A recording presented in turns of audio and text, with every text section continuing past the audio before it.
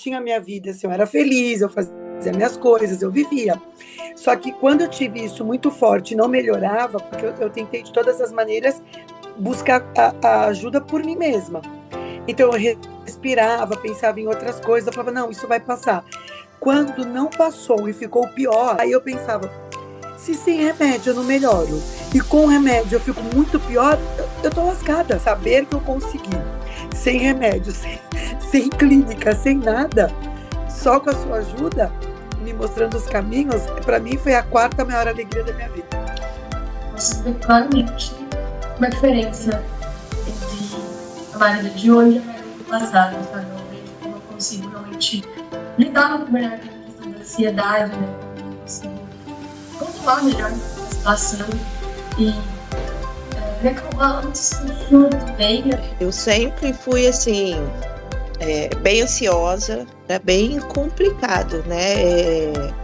Lidar com tudo isso. Hoje eu já estou entendendo mais, aprendendo a lidar um pouco mais com tudo isso. Eu tinha ansiedade, um processo de depressão, e graças ao método da psicóloga Ana Cláudia, eu tive uma evolução muito considerável e sem uso de medicamento. Hoje em dia eu não tenho mais ansiedade, eu me sinto muito bem, me sinto feliz, melhorou muito a minha autoestima. Olá, seja muito bem-vindo, bem-vinda. Meu nome é Ana Starling, eu sou psicóloga e também estrategista do potencial humano.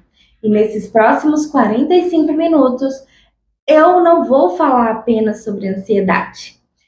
Não, eu vou te apresentar um mapa. Sim, um mapa estratégico que eu mesma desenvolvi, pensando como transformar a ansiedade. E que essa ansiedade que hoje te sabota, que hoje é a sua principal fonte de combustível de medos, para que você possa alcançar os seus objetivos, seja ele qual for. Essa é a minha promessa para você. Ao final da nossa conversa, você vai sair daqui tendo em mãos uma ferramenta de 3 passos que vão transformar e destravar uma mudança no seu potencial. E é ainda hoje. Você vai descobrir o que te trava e como usar as ferramentas, as estruturas da ansiedade ao seu favor. Para que você finalmente consiga aquela promoção que você tanto deseja, que você consiga ter relações mais saudáveis ou tirar aquele projeto que está ali dentro da sua gaveta. E se você também quer essa mudança na sua vida, escreva aí no comentário: mudança. Eu não estou aqui falando só de pensamentos positivos ou de simplesmente respirar fundo. Acredito que a gente já saiba muito disso. Eu estou falando de uma estratégia clara para transformar o que te paralisa na força que te impulsiona. E se você quer essa mudança, fique comigo e você vai entender exatamente como. Mas antes de falar disso, eu tô com uma colinha aqui, tá, gente? Porque também a gente, precisa de uma cola, né? Que educa. Ó, várias colas, mas enfim. Mas antes de falar sobre isso, eu quero te contar a história da Adriana. A Adriana chegou pra mim de um jeito muito desafiador.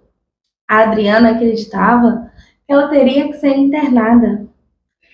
Ela se sentia com medo, sozinha, perdida. Ela morria de medo de ser internada.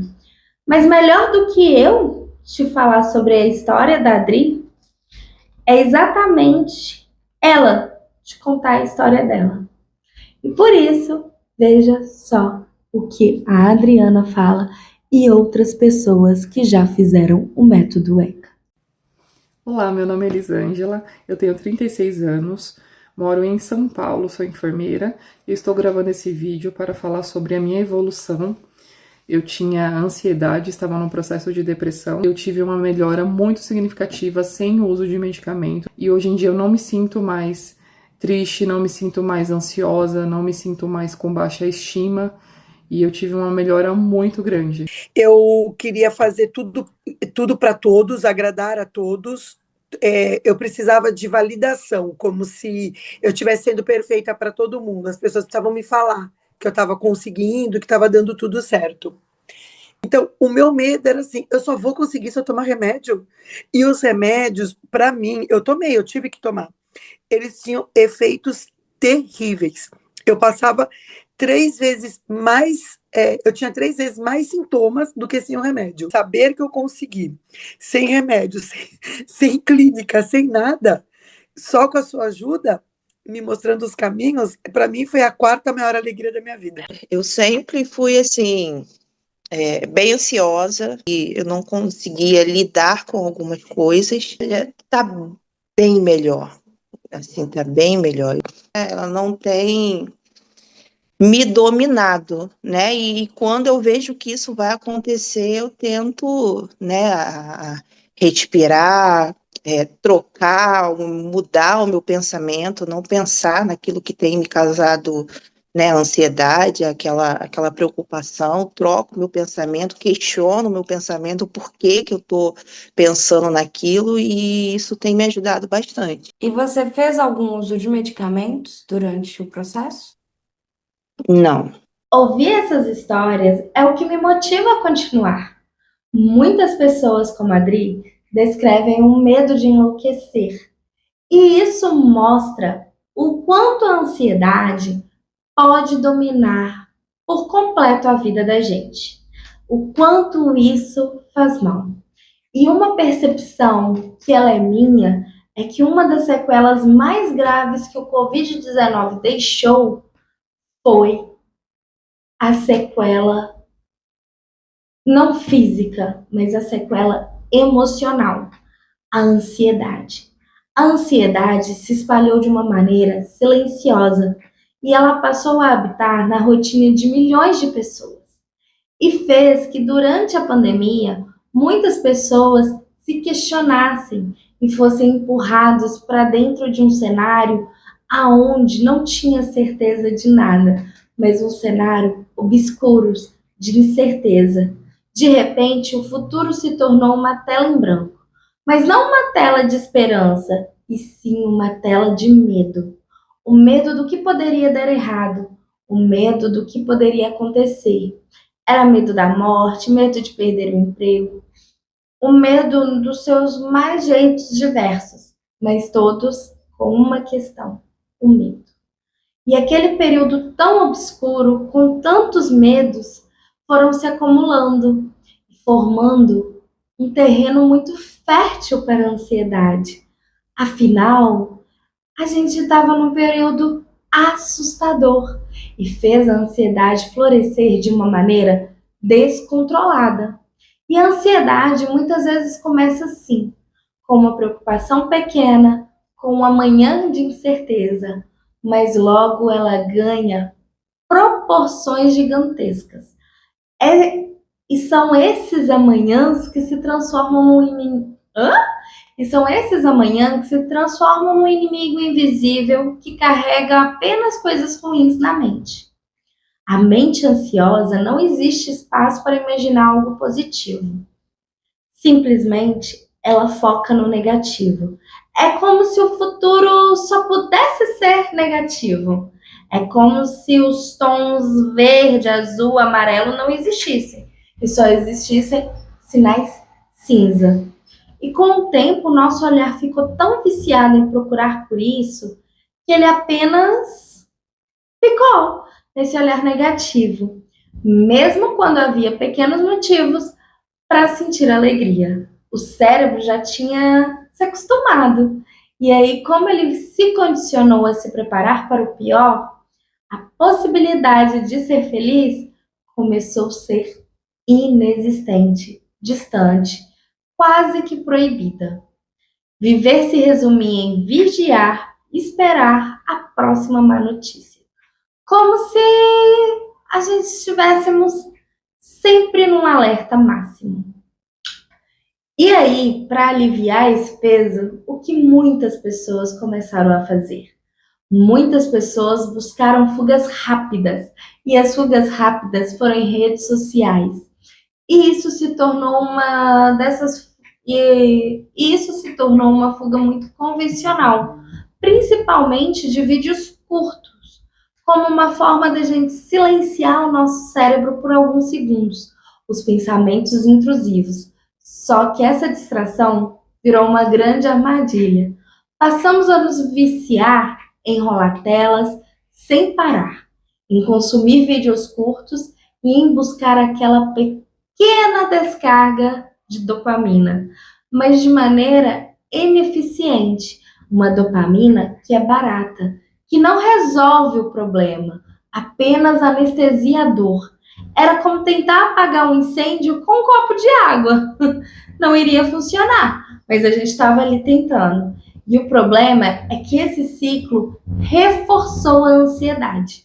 Porque quanto mais anestesiávamos, menos cuidávamos e enfrentávamos o problema de uma forma realmente eficiente. E isso gerou angústia e, no fundo, um excesso de estímulo, e que deixou as nossas mentes ainda mais ansiosas, mais cansadas e vulneráveis. Nós ficamos presos num loop entre medo e fuga. E nesse processo, nós esquecemos de quem mais importa, nós mesmos. Esquecemos que existe a possibilidade também das coisas darem certo. E esquecemos de motivos para acreditar em dias melhores. E é isso que a ansiedade faz. A ansiedade, ela cria tensão e apreensão, que vem junto com o medo. E aí você começa a rotular, a se rotular como medrosa, ignorando que não é apenas o medo, é a sua própria ansiedade. E aí você cria novos medos que você nunca teve antes. Isso significa que o seu cérebro está viciado e que você pode estar criando cenários catastróficos antes mesmo que eles aconteçam. A sua mente já tende a acreditar que o resultado sempre será negativo. Mesmo que não seja real, para sua mente o negativo é a única opção. E se você parar para pensar, a ansiedade já te dominou um tanto que hoje você nem sabe como é o tanto. Você começa a acreditar que vai ser sempre nesse resultado negativo. E sabe qual é a jogada da ansiedade? Te convencer que você não vai dar conta. Te convencer que você não é bom o suficiente. E foi assim com a Adri. A Adri tomava medicamentos para ansiedade, mas ao invés de ajudar, atrapalhava. Já com a Aline, ela vivia apreensiva, tensa, se julgava o tempo todo, já que não acreditava que conseguiria ter essa paz. Só que ambas encontraram um jeito diferente de lidar com seus problemas da ansiedade. Elas decidiram por transformação. Elas tomaram uma decisão que foi tão real e que hoje elas parecem ser outras pessoas. E eu quero que você também descubra esse caminho. Talvez você esteja se perguntando, como que elas conseguiram? Tudo foi uma questão de escolha, uma escolha de mudar o rumo da sua própria vida. A verdade é que a Ana de 20 anos atrás estava exatamente assim como você, ansiosa, presa em pensamentos negativos, sem dormir à noite. E foi dali que nasceu a chave que me trouxe até aqui e que hoje pode abrir uma nova porta para você também. Eu coloquei por etapas para eu não esquecer nada, ok? Vamos lá. A primeira coisa que a gente vai falar é sobre a separação dos meus pais. Os Meus pais se separaram quando eu tinha 3 para 4 anos, eles realmente já não estavam mais morando juntos. O meu pai, ele era uma pessoa um pouco difícil de lidar. Não que minha mãe fosse fácil, mas ambos eram muito difíceis de lidar. E acabou-se que por algumas questões de ambos, eles se separaram e minha mãe arrumou namorados. Até aí eu tudo bem. O primeiro namorado da minha mãe batia muito nela. Não são, mas bêbado e drogado. Quando ele trabalhava embarcado. Quando ele estava embarcado era uma paz, era um sossego. Mas quando ele voltava e ele saía e voltava de casa, a gente já sabia. Vinha bomba por aí. Eu cheguei a ter que ligar para a polícia, corri com ela várias vezes por causa dele. Me escondi até debaixo da cama. E o que acontecia? Esse namorado fez muito mal para ela. E para mim também. Afinal, uma criança de poucos anos de idade já ligando para a polícia para pedir socorro e sendo colocada como se estivesse passando trote, não é algo muito legal. Segundo o namorado da minha mãe, foi uma pessoa muito ruim também. Acredito que o mais ruim de todos. Ele parecia muito ser uma boa pessoa, mas pedófilo não tem cara. E se você sofre algum gatilho, eu vou te pedir para você dar licença neste momento, porque tem gatilho. Isso é um alerta de gatilho, ok? Eu sofri abuso sexual. O meu abuso sexual não começou escancarado. Ele começou aos poucos. Sim, ele não era daquele tipo que no começo me ameaçava. Não, o começo foi para mim, até eu descobrir que eu sofri abuso, demorou mais de um ano. Mais mesmo, muito mais de um ano. Ele começou brincando comigo de adivinha. E aí ele fechava os meus olhos e falava que ia brincar de adivinha. E aí ele fechava meus olhos e falava que ia me dar dinheiro. E era assim, fecha seus olhos que eu vou te dar dinheiro se você descobrir o que eu tenho aqui. E eu achava que eu estava chupando uma banana. Mas eu estava os órgãos sexuais dele. E isso foi um grande trauma para mim. A minha mãe descobriu. E quando a minha mãe descobriu, ela foi me questionar. Quando ela me questionou, eu contei para ela. Só que, um adendo, a minha mãe é bipolar do tipo 2. E ela teve uma crise muito forte por causa disso. E aí ela tava fazendo carinho no meu cabelo, falando que me amava, que gostava de mim. Quando de repente ela me virou, me jogou no chão e começou a me enforcar. Então a minha própria mãe estava me enforcando. Vocês têm noção disso? E me enforcando depois que eu assumi para ela que eu tinha sido abusada sexualmente. O abuso sexual contou com uma parte aonde ele ficava ameaçando meus pais, minha mãe, falando que dormia com ela. Mas nem tô entrando tanto nessa parte.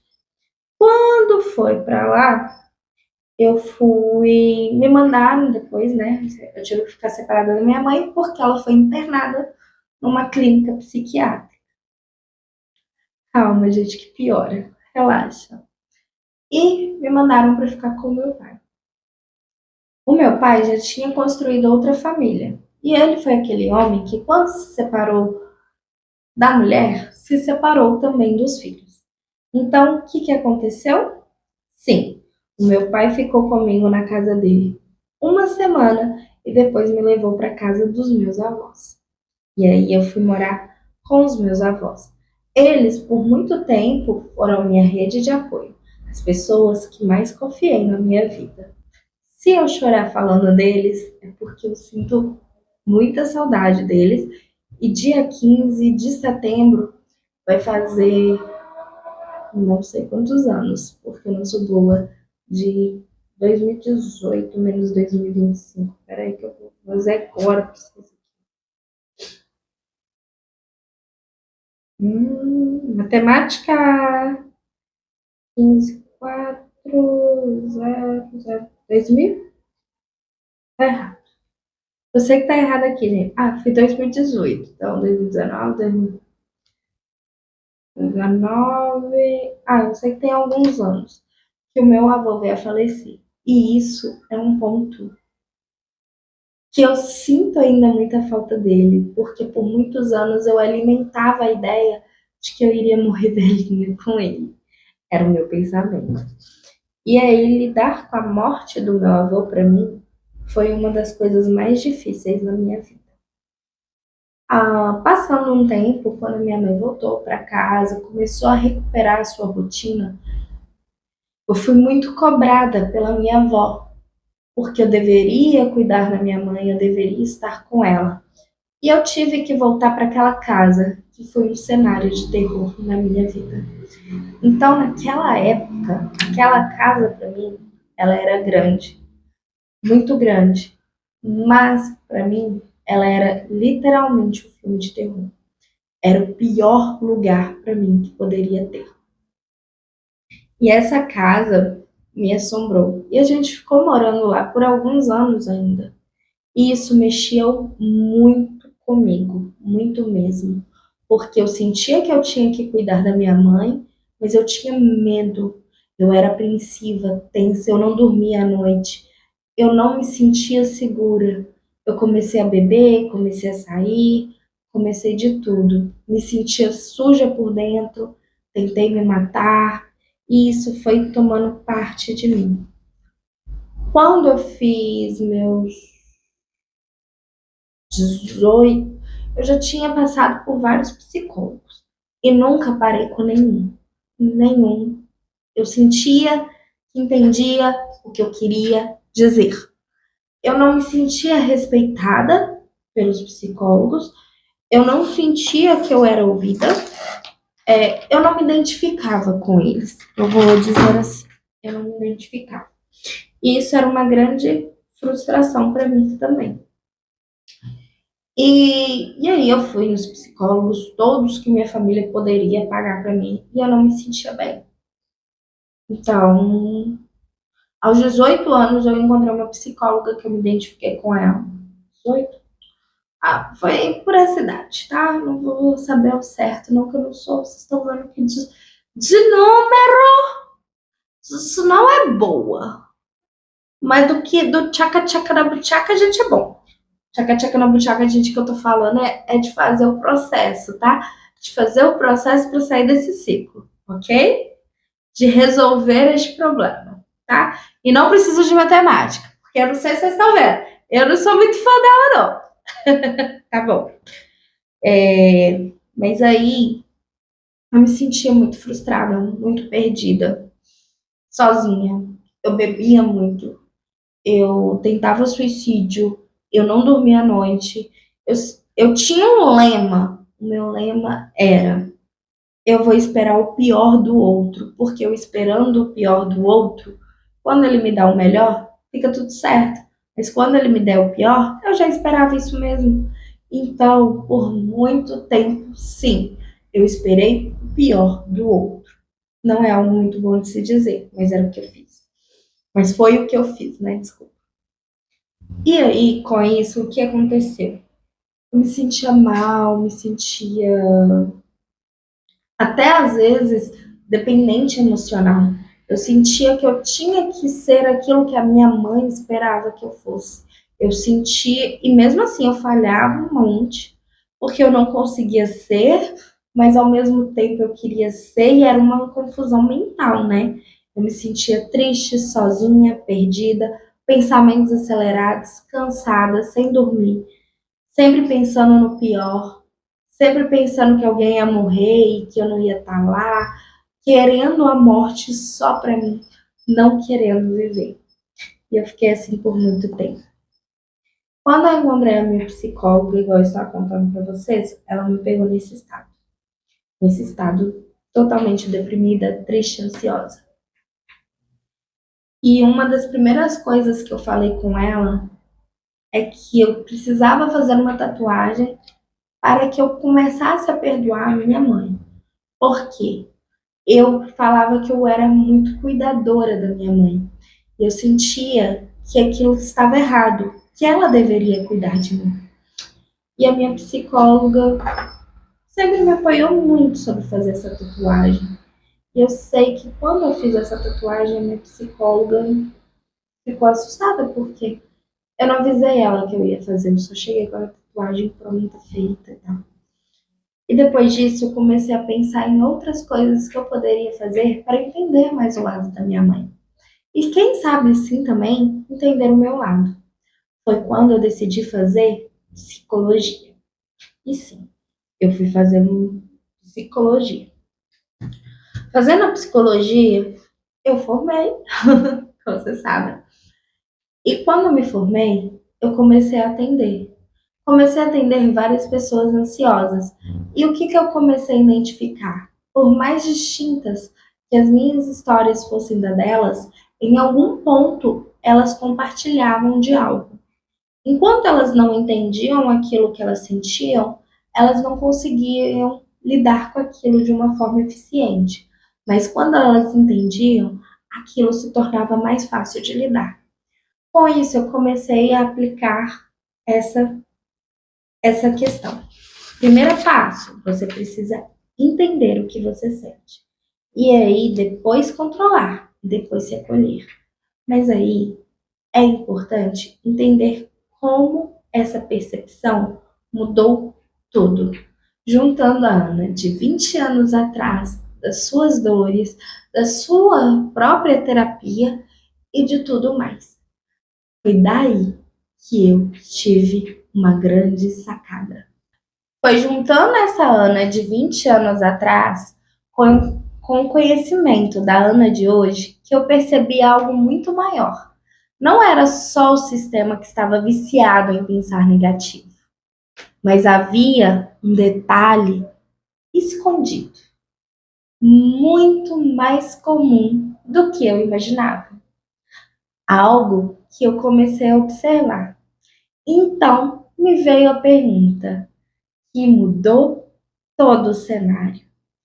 E se ao invés de destruir esse sistema, eu conseguisse hackear ele?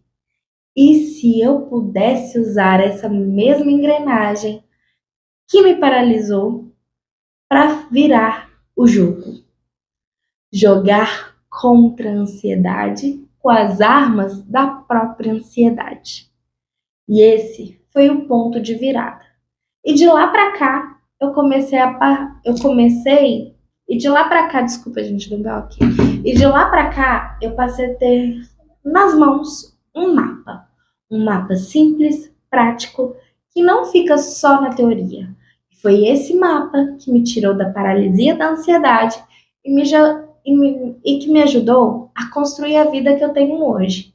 E o mais incrível, que não ficou só comigo, muito pelo contrário. Centenas de pessoas já trilharam esse mesmo caminho. Sim, eu já ajudei outras pessoas que vivem esse caminho de transformação e que antes pareciam ser caminhos impossíveis. Agora a pergunta que vai ficar é: será que você também está pronta para descobrir esse mapa? Exatamente assim nasceu o método ECA. É um sistema de 3 pilares. Pense nele como um sistema operacional para sua mente. E cada pilar tem a sua importância, que é entender, controlar e se acolher. O pilar número 1 é o entender. É a fase do diagnóstico estratégico. É aqui que nós vamos começar a conversar sobre o que é, como pode ser, como deve ser, o que te faz sentir assim. Nós vamos mapear os seus dados. Vamos entender o que te faz ter aquilo. Vai aprender a identificar quais são os seus gatilhos com ansiedade, com a precisão de um analista. O que um analista faz? Ele vê o problema para depois pensar em como solucionar. É um dashboard da sua mente que te mostra exatamente quais são as situações, pensamentos ou pessoas que ativam esse sistema, que sempre está desorganizado e sempre olhando para o lado negativo. Pense nele como um gerente de projetos analisando um gráfico de risco. Ele não teme os riscos, porque ele já identifica como pode criar um plano de mitigação. É isso que você vai fazer. O resultado, você vai ganhar previsibilidade em vez de ser surpreendido por uma crise. Você verá chegando e terá tempo para ativar as suas estratégias. Você para de ser reativo e se torna proativo. E isso interliga com o segundo pilar, que é o pilar controlar. A fase das ferramentas de alta performance. Uma vez que o diagnóstico está feito, que você entendeu o que você sente, que você entendeu o que é ansiedade, você entende que você precisa lidar com ela, você precisa de ferramentas, que é o controlar. É o seu kit de ferramentas de gerenciamento de crise. Elas são técnicas práticas e imediatas, para você desligar esse alarme porque ele está disparado, está dando algum problema e está interferindo. Então, é a capacidade de manter a clareza e o foco sobre a pressão. É como um piloto de avião. Quando um piloto de avião está enfrentando uma turbulência, ele não entra em pânico. Ele tem um checklist que ele precisa cumprir e um protocolo que ele precisa seguir para estabilizar a sua aeronave. O pilar controlar é o seu checklist, é o seu protocolo pessoal, para que você consiga lidar melhor com uma situação que foge do seu controle. Com isso, você ganha estabilidade, execução. Você consegue dormir uma noite inteira antes de uma apresentação importante. Consegue controlar aqueles pensamentos negativos que tendem a te descontrolar. Consegue ter uma vida mais ativa, não se levando pelo gaguejar e consegue executar as tarefas complexas sem se sentir sobrecarregado. E por fim, a gente chega no terceiro pilar, o pilar 3, o pilar do se acolher. A fase mais difícil, a fase do reinvestimento de energia. Este é o pilar mais avançado e, na verdade, é o grande segredo da transformação a longo prazo. Se acolher não é só ser gentil consigo mesmo, é sobre reinvestimento estratégico de energia. Você aprende a entender as suas dores, a não se criticar o tempo todo. E essa energia que antes era gasta em se julgar, em se preocupar, em se cobrar, é redirecionada para os seus objetivos. Vamos pensar como uma empresa hidrelétrica? Ela não para o rio, ela canaliza a força da água para gerar eletricidade. O pilar acolher te ensina a canalizar a sua força da sua ansiedade para te gerar bons resultados. O resultado, o melhor deles, é que você deixa de ser seu inimigo e passa a ser seu amigo. Você ganha um momento e crescimento excepcional. A energia que te paralisa de auto-julgamento vai começar a te impulsionar e você se torna mais resiliente, mais criativo e mais ousado, porque não tem mais medo de falhar. Você transforma o seu maior medo no seu maior ativo e isso gera uma grande transformação. O que eu te mostrei aqui é um mapa, mas todo explorador sabe que ter um mapa é diferente de ter um guia experiente ao seu lado durante a jornada. E por isso eu quero te fazer um convite. Eu estruturei todo o método ECA em um treinamento completo, prático, que eu chamei de Desconstruindo a Ansiedade, aonde eu serei a sua guia pessoal. Nele, você não vai apenas aprender o método, você vai aplicá-lo e ter o meu suporte para customizá-lo para a sua realidade. Agora, pense no custo de oportunidade de não ter esse controle. Quantas promoções você já perdeu? Quantos projetos ficaram na gaveta? Quanto vale a sua paz e, principalmente, a sua capacidade de realizar? Um processo de coach executivo para destravar o potencial pode custar mais de 15 mil por ano. E te digo mais, não é estruturado muitas vezes nem em ciências. E ele só vai falar, você consegue. Mas o meu objetivo é tornar essa transformação acessível.